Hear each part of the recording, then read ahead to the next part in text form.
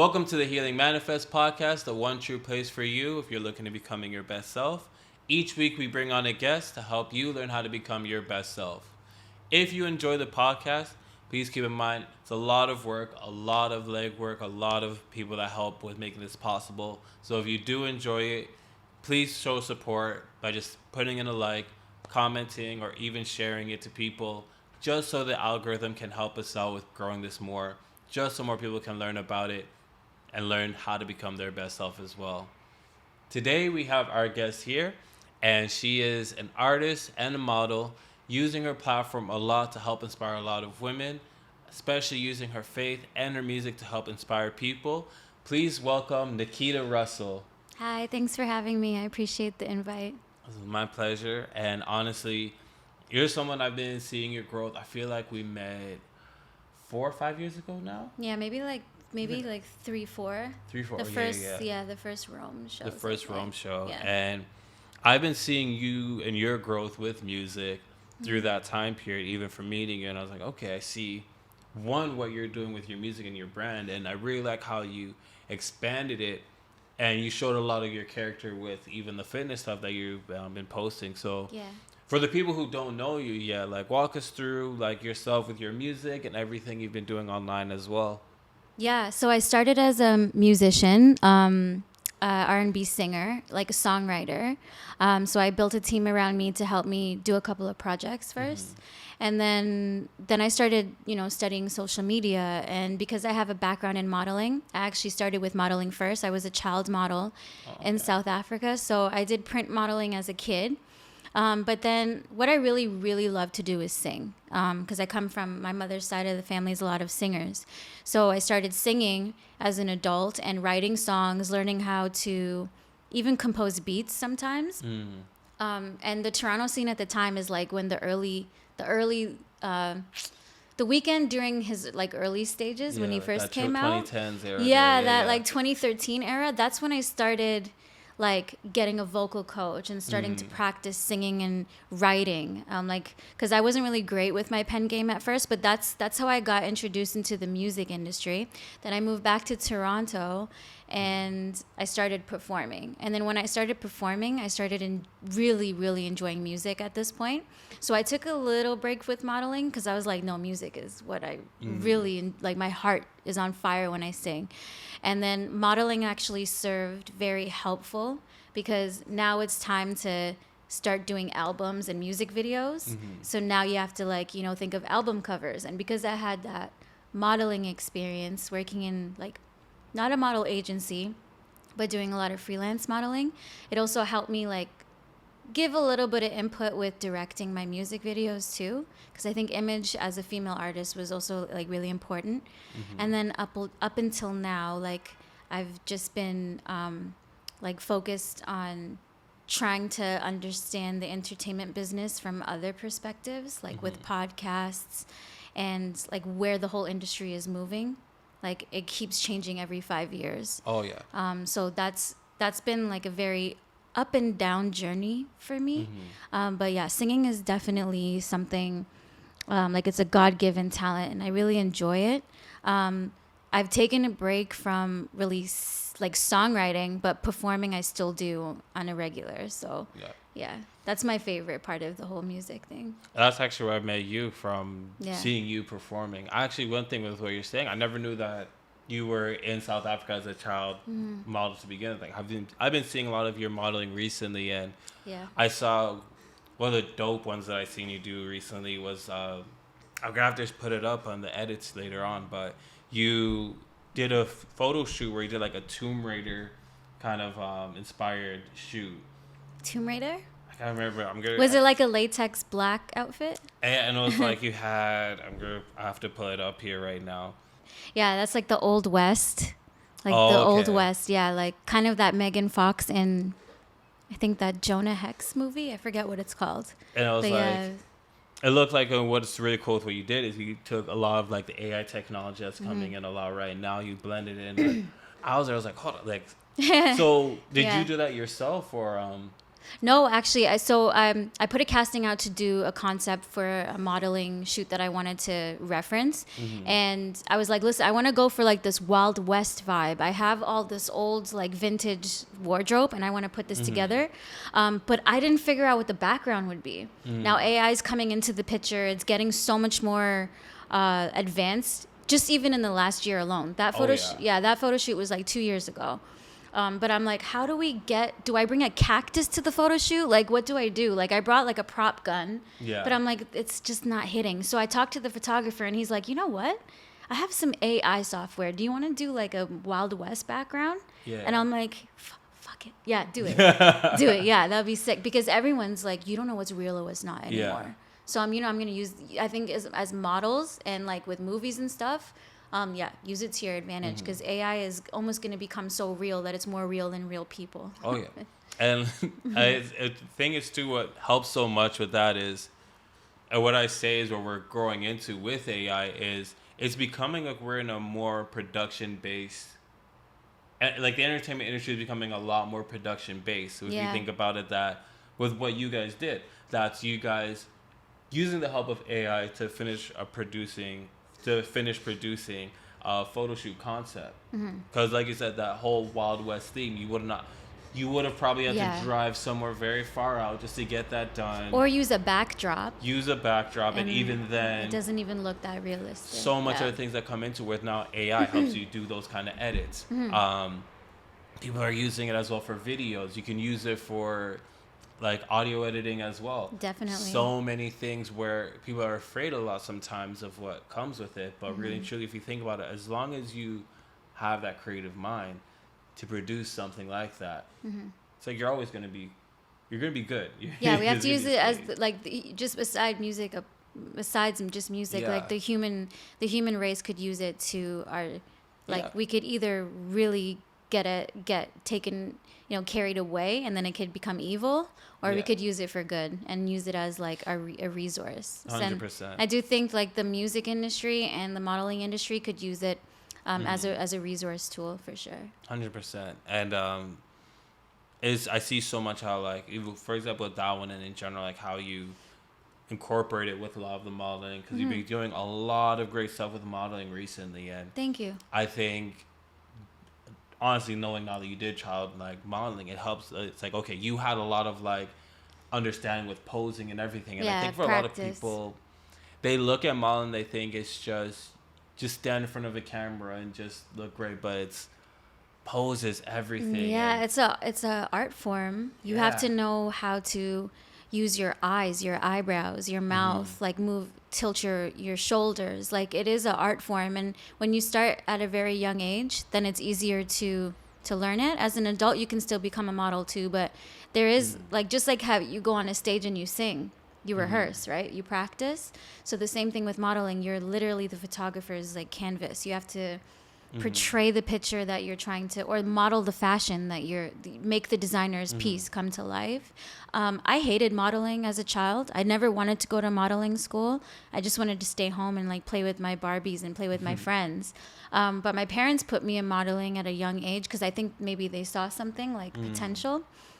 And that's the best, that is ideally the best way to get your kids involved, either with acting or modeling, is to start them like 5-6 years old. Yeah. Like it helps them like as they progress and get older, or would you say it's, I guess that's the question, is when you say like it helps them like starting at young, like how did you find in the aspects even from now and even when you're growing up, it helping you starting at young? I think because as a young child, your brain is very absorbing. Like you want to absorb everything, and children mimic everything, right? So like as a child, you can children can be brats and it's hard to tell them what to do. But if your child has like a gift to be a print model or do commercials, it's a God-given gift. And when you start young, just like any other profession, it shapes the brain to be like, to develop these things early. You can start at 19 years old, 20 years old, 30 years old. You can start late. Oh, yeah. But I will say it is a lot easier to, like Michael Jackson started when he was 5 years old. There's a reason why he's the king for a reason, right?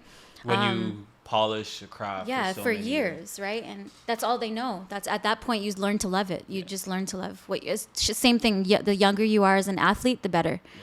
I think what happens with what you're saying, like with how children, they get this perception as being bratty almost, and it's like, if you really think about it, really tuning back our minds to when we were younger, it's like we were just we were just restless. We didn't know, we're in this world we know almost nothing about. We just want to learn, try everything, and we're very few fear that we have. It's a lot of just excitement to just do everything. Yeah, and we're impressionable when we're children, right? So like that's the best time to develop a child, is give them, everything that they need. But if you see that a kid is starting to show interest in music or interest in baseball or interest in cooking, but maybe they're not doing really well in school, never ever punish a kid for showing where their interests actually are. Because if they are going to excel at something, that's where you want to pour your nurturing into. That's how they figure it out. And if they're like, wow, I'm good at this, then you're developing that child to be a good person in society too, right? And so it's like for you, it really came a lot from that. You developed a lot in that regards there. And you were saying that it was about 10, 14 years ago you came to Toronto? No, I think my family immigrated here like 20 years ago. 20 years ago. So I was I think I was either 8 or 9 years old, something like that. And Toronto back in that day was a lot different than what it is now. Yeah. Even our music scene was non-existent to some degree. Yeah. I didn't even really think that I had a chance to like even sing or like try production and do music. Until Drake and certain people started, Justin Bieber, certain people, Canadian artists started, and I think social media had a lot to do with that, right? But that's when I came here, and I still enrolled in music class, dance classes. Like my mom always instilled that in me. But yeah, I grew up in Johannesburg, South Africa. That's where I was born. Yeah. And they have an entertainment scene there too. Coming to Canada was a completely different new world as a young kid. My brothers were even younger. So I'm just and I do feel like the opportunities here in Canada for music is just pretty incredible. So I am grateful for that. And even though you're coming in at 8 years old, like you said, the music scene at that time was almost non-existent. And it's one of those things, it was very much trying to find an identity. And as we saw it grow with the likes, as you said, Justin Bieber, Drake, The Weeknd, Tory Lanez, these names, they came up and really shine a whole new light on the music scene, gave a lot more opportunities and grants that came out for artists. Growing up, seeing that and just seeing a whole new pocket be exposed for people who felt like it was almost impossible. I think that's something if you explain it as well, there's a lot of people who don't recognize how much it's changed. They grew up a lot seeing it already there. Yeah. And I always remember there being for example, it was mostly Cardinal Official. Oh my goodness, who am I forgetting here? I'm also spacing out on who the old heads are. But Cardinal Official is the biggest example that's out there of he was the biggest name, and he was big. He was doing Sean a lot Desmond? of great. Yes, Sean Desmond. That's one, right? Yes, yeah. And Nelly Furtado. Nelly Furtado. That's There we go. There's the names back coming to my childhood. And these are people that we saw that were huge, but it's Drake is the first that's that big artist that's okay, we're actually on the map in a whole new that changed everything. That really changed everything. So for yourself, you're seeing that happening, that transition of seeing it happening, and starting to take, you're starting to take music classes, vocal training around that time as well. Yeah, vocal coaching. Looking back at how you were starting making music to now, how would you describe that journey and that evolution? It's actually interesting because there's a biological and a chemical evolution with it too. When I was 18, 19, my vocal cords were actually not as mature as they were when I turned 23, 24. And that was because my vocal cord coach taught me like breathing exercises and now how not to hurt my voice, because your vocal cords are a muscle.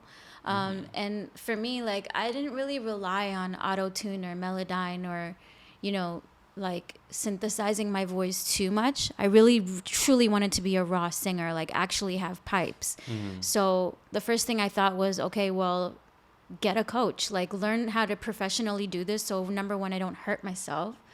Number two, I have control over my voice. And when I'm in the studio, like I'm not peaking. So I had to learn a lot of theory and like how the science of music. That really helped me love music even more. And I do suggest that for artists. Like learning an instrument too, for example, will help you write music better. It'll help you understand melodies better. Lyrics, wasn't the greatest. My boyfriend helps me write a lot of my lyrics, especially if it was rap. But when it comes down to like straight up singing, getting a vocal coach was very helpful for me. One of my best friends, she's a classical music theorist, and she does opera singing. And that side of music is completely different from pop music and R&B. Everything, it just seems like we're doing it for money now and for views. So the evolution of music is good and bad. Like for me personally, there became a point in my music journey where I was only interested in likes and comments and getting views, or how many streams did I get, how many people can come to my show. I started, and then the quality of the music actually went down a little bit when I started focusing on like superficial things, because all I wanted was to get picked up by a label. That's the only thing that matters. And it's like, that's great, because that's how you make money. You'll make a living that way. But I think the authenticity of music, we as a community, we can't lose that. And that was a battle in my journey, because it was like, well, I would have meetings with certain labels, minor labels, not necessarily major labels. And like sometimes you go to these meetings and the first thing they ask is, well, how many subscribers you have and how many streams do you have? And I'm like, okay, I understand this is a business. So like my love for music is not enough, right? So that's where you can, as an artist, you get a little salty, because it's like I put in the work to my craft. Like I got a coach, like I worked on the actual craft, like spent time with the songs. But it really doesn't seem like that's what matters as much anymore. Not that the scene doesn't have that, but it does seem like that's getting worse and worse. But it sounds like a lot of it is with the recognition of, sounds right, with a lot of the recognition of the business side, there's a lot of passion that you have with it. And it sounds like there was a moment where it felt like a lot of that passion was, like you were losing some of that passion, it felt like at a Yeah, because you start to focus on the money instead. Or like, how can I become a signed artist?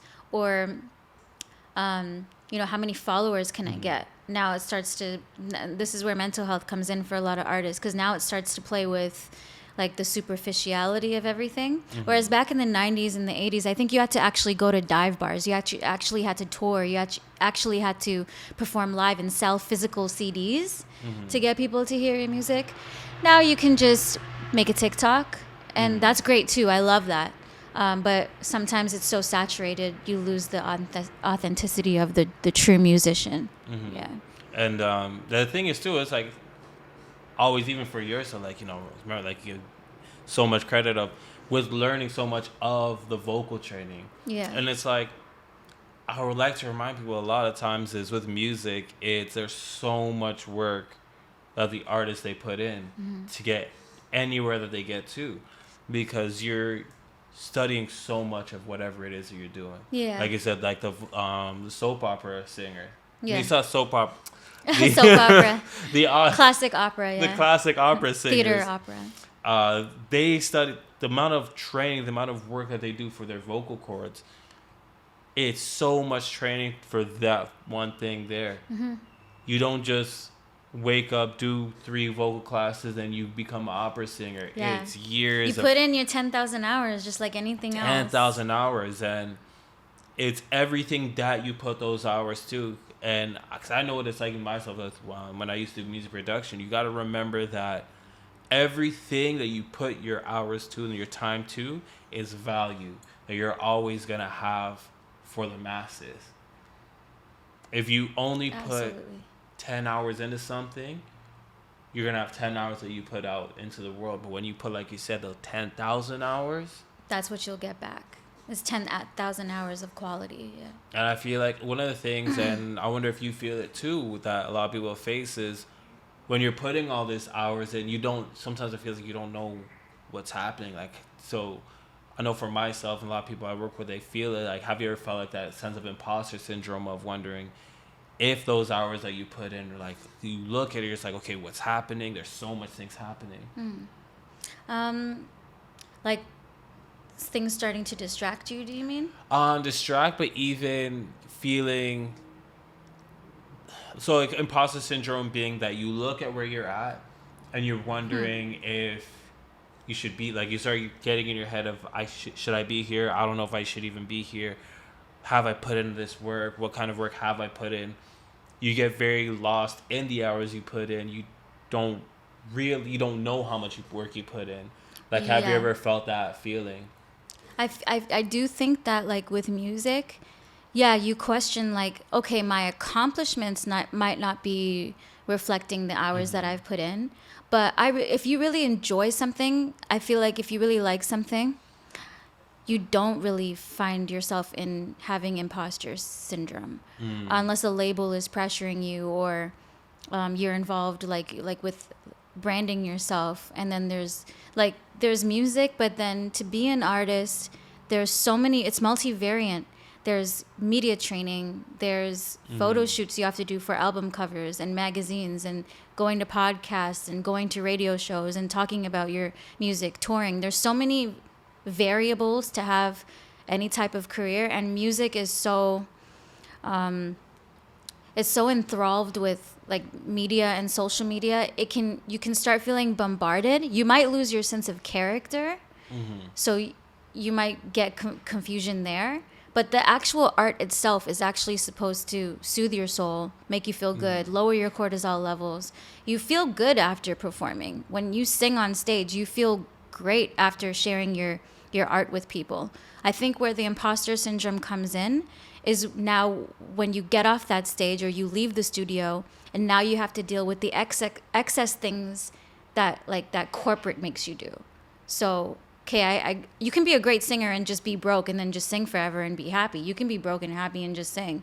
But if you want to make something out of it, now you have to be a digital marketing expert. Now you have to be good at branding. Now you have to start merchandise and maybe start a clothing brand. Now you have to travel and tour. Now you need a manager. Now you need media representation. There's so much. It's so commercialized. That's where maybe imposter syndrome comes through. But as long as you like keep your love for the actual music, then you should be okay. Like, and I think people forget too is there ends up being so much faucets that open up for you with music, and like a lot of times people feel, especially I see it a lot with artists, is they get lost in, I have to be one of the top 5 biggest artists in the world selling all these albums, but it's like I know people who maybe they make music for like kids, or maybe they make music for commercials, whatever it is, and they still make money. They still or the have church. a living. You can sing in the church and get paid too. Gospel. You could literally be in the praise and worship team. There's so much angles, and people get lost in the one direction that they could end up going. And all that business of you're mentioning as well, it gets so cloudy because feeling like you have to do all those things. But I have to say, I give you a lot of credit is you found a way of doing that business of like the social media, the TikTok stuff, still being able to be natural, still being yourself, which is a lot of artists I feel are afraid of doing. Yeah. So when I see you share things of your fitness journey as well, it adds a whole new layer, a whole new dynamic to you. So I'm like, oh, okay, fitness side looks so like it's great where you're doing there. How would you say like you started doing like those fitness TikToks and like doing more of that kind of content and being in the gym more, and how it helped you? I think like as you get older, you start to value your health a little bit more.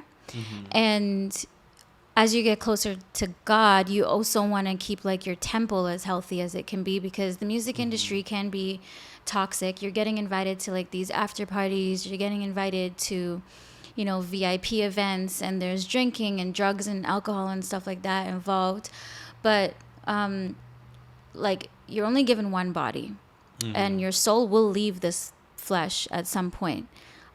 So like, TikTok definitely inspires me, because there is gym TikTok, and that whole rabbit hole is like the idea that discipline is self-love, like taking care of your body. And when you see people that you care about get sick or are out of shape, or how disease and sickness can really, really slow down and change your whole life, you start to look at like nutrition and fitness a lot differently. And going into your 30s and 40s, even late 20s, you want to take care of this temple. Because I think what's more impressive than music, to some degree, is like, if you have a fit body, that is like the most powerful way of showing people when you walk down the street that you take care of yourself, right? You could be super famous and sell millions of records and go to the Grammys every year, but are you healthy inside? Is your soul okay? What is your soul going through when it's in your body? So fitness is just like an entrance to taking care of yourself. It teaches so much. Yeah. One, like you said, like, to have that muscle strength, to have that heart strength, everything that it gives you, very important. Even, I say, from focusing on a lot more myself, you learn a lot of discipline. And that's one of the things I think that ties so much with the faith side, which I love how you incorporate so much of that with what you're saying, with how it makes you feel with when you're working out, because I really truly agree with what you're saying, that faith and discipline are hand in hand, and everything that's around us, when we think about what people say a lot of, instinctually, we're this, we're that, we're lazy, this, that, whatever, and it's like, yeah, okay, yeah, you're right. Instinctually, we're not these things, but that's where we're supposed to be disciplined. That's where we're supposed to learn how to discipline ourselves to do these things. So I gotta wonder, because there's a lot of things you're mentioning earlier, and I see so much of like the light coming out of you when you talk about the faith and talk about the fitness journey. Thanks. I wonder, like, how much has that helped you, like, just with yourself and guidance for you and helping you through this journey? I remember you mentioning with being in parties and seeing all these drugs and alcohol out there, how much that's helped you even navigate through everything, guide you, and make you feel. Yeah, absolutely. Because, well, thanks for saying that you notice those things, because I want everyone to be healthy. But yeah, the music industry, well, any industry, but I think mainly like social media and the music industry, modeling industry even more so, because there's a lot more for the body dysmorphia and pressure. Yeah, when you lose yourself trying to impress everybody else, and let's just put it this way, when you realize how real death is, that's when it gets scary.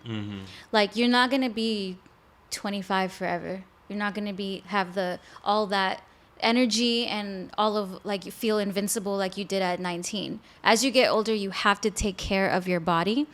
And for me, yeah, the parties and all of the, like, the bad influences and the unhealthy behaviors that come with, like, the music business, that can really mess with your mental health the next day. Like, you're out of it for the next day. You feel bad about yourself.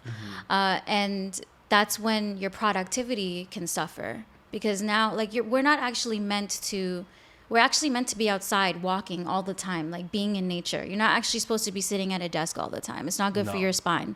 The food that we're eating, a lot of it, 90% of it wasn't here like 50 years ago. I heard that on TikTok.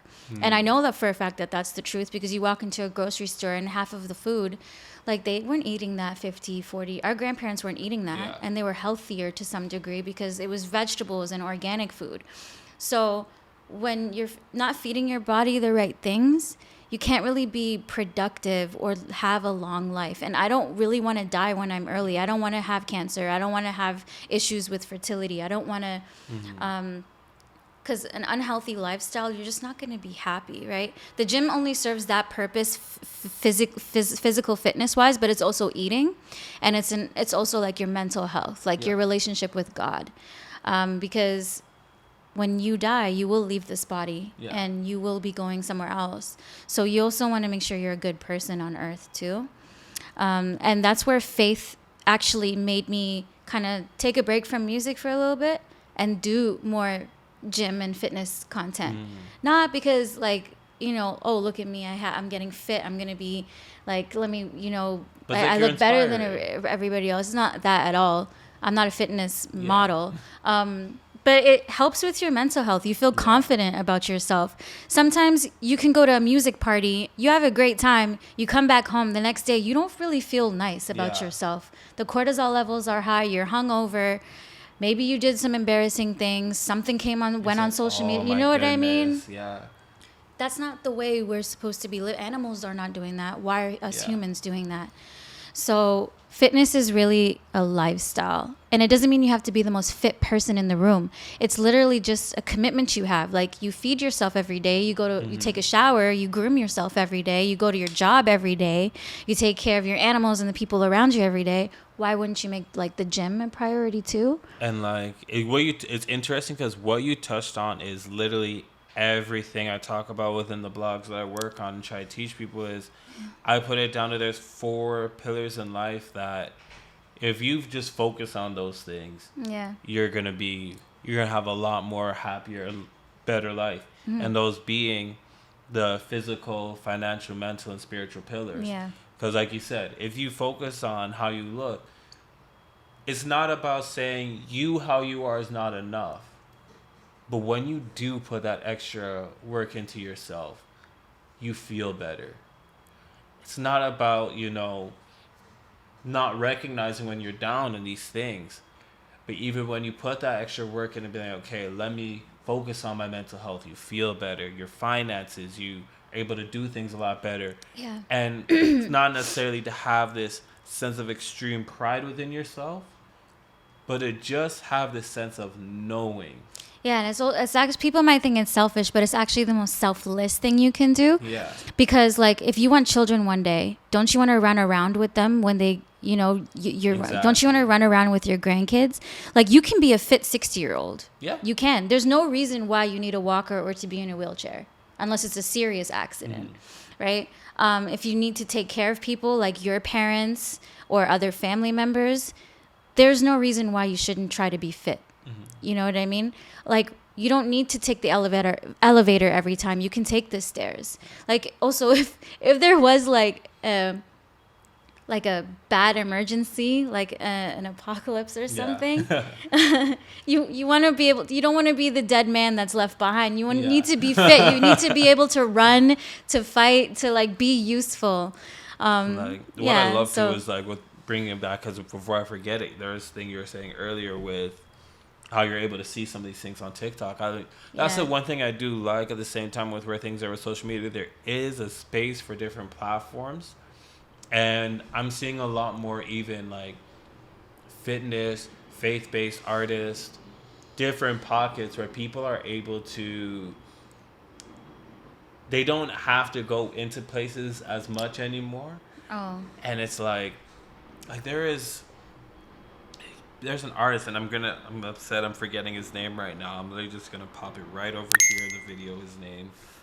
But he has a big song right now that's been growing, and every time that I see, like, because I used to do parties, I used to see a lot of things that were like Christian music parties, for example. Oh, right? That's cool. And every one of those things, I was seeing his song. And then after, I'll just be randomly scrolling, and I could just be seeing a random dancing video, and his song is in it. And I'm like, this is something, to go with what you're saying earlier, 15, 20 or so years ago, there wasn't really a platform for that. And to see people get these platforms, being able to be a lot more of themselves, be able to say, hey, you can do that. And I see even for yourself, you're able to be like, hey, you can get in the gym, you can do these things. You can model, you can do music, and people can look at it and be like, I like this person, I like what's happening here. Yeah. Sorry. I know exactly what you're talking about. Sorry. But I think TikTok is a very, very diverse, helpful tool, and that's why I think they're trying to ban it.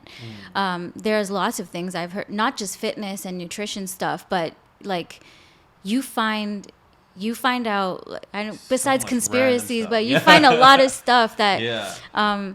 school never necessarily taught you. Mm-hmm. A lot of motivational speaking, a lot of life hacks. And then you also discover people who have platforms of their own, and TikTok is working for them. Yeah, it's like it's It's funny. working for them. I had actually a social media manager on here a couple weeks ago. His name was Bo, and he studies all this so much. And what I learned through him is like you're gonna when you're just scrolling and you're consuming content, the world's gonna be whatever your algorithm allows you to think it is. So if I sit here and I'm liking a whole bunch of photos videos I should say, that's just saying women are this, women are that, you're gonna allow yourself to think this is what this is, and the algorithm is just gonna feed you that. If you're gonna just sit there and see drinking, party, just people falling over the floor, your mind is going to eventually think this is the world, because that's all you're seeing that is Repetition. It's all the repetition. But like you said, you're getting a lot of things, and it's very inspirational. I mean, for myself and people watching it, seeing like you're getting a lot of things that are very inspirational, motivational things as well. And it's like that is what you end up seeing is also out there in the world when you allow that to be in there. What's actually helpful too, which might sound corny, is there's a lot of healthy recipes on TikTok that you don't need to necessarily go eat out. Mm-hmm. There's a lot of actually cool recipes. You can know your protein and your nutrition facts using them, and people have cooking channels on there. Yeah. And that helps a lot. And I am grateful for social media in that sense, because anyone can blow up on TikTok. It's such an educational tool. It's just that the garbage needs to be filtered out, right? Mm-hmm. But you can, I know it gets censored a lot. Like, you don't want to be shadow banned. But there's a lot of communities on TikTok. I feel like the fitness community, the native community, musicians, like, it's very helpful to use. I mean, too much of something is bad, obviously, but I'm very grateful that we do have. I find it even more user friendly than Instagram.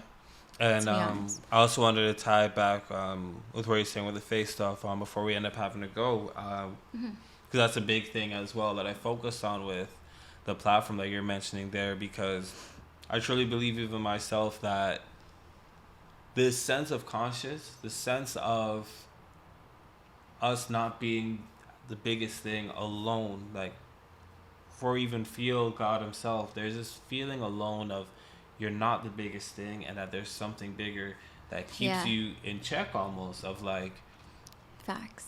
Yeah, I kind of would want that guy, I kind of need that guidance, that kind of extra help.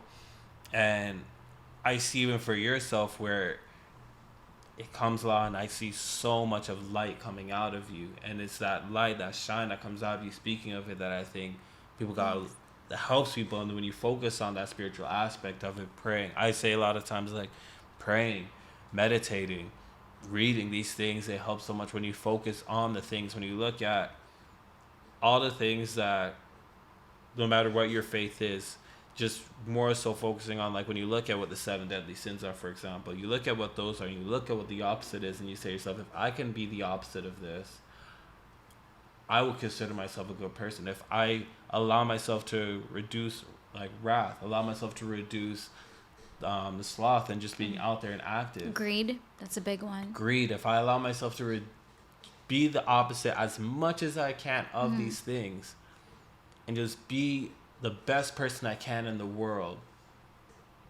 that you like, there is, yes, I do truly believe there's a reward for that that's out there. Again, I like how you bring up these things. I like how you bring up the fitness. I love how you bring up the modeling and everything that you're working on. I see so much growth here for you. I feel like this is going to be one of those podcasts that people are going to look back on and be like, that's Nequita right there. I'm glad I got to see her so early on. And even still, your platform is blowing up so much. Yeah. It's looking great. Yeah, fitness is definitely helping with that. And thanks for shining light on all these things that like matter to me now as I've become like a more mature Christian and like a musician, like I've learned so much that things I wouldn't do when I was 26 even or 21. Like there's things that I would do so much differently, and God has grace. And I just want everyone, if they do come across my pages, to just be inspired, not to feel bad about yourself, but to actually like feel like I can create something out of this. Like I can create something out of my life. Right? So I agree with everything you just said there. Like, yeah, if you could be the opposite of the deadly sins, there is definitely 1,000% always a reward after this life, for sure. So, once again, thank you so much for coming here. Thank you. Thank you all for listening. Like I said, if you stayed here to the end, I appreciate you so much. You help so much with this platform. Hope you guys have a wonderful rest of your day, and take care. Thank you so much. Take care. Bye.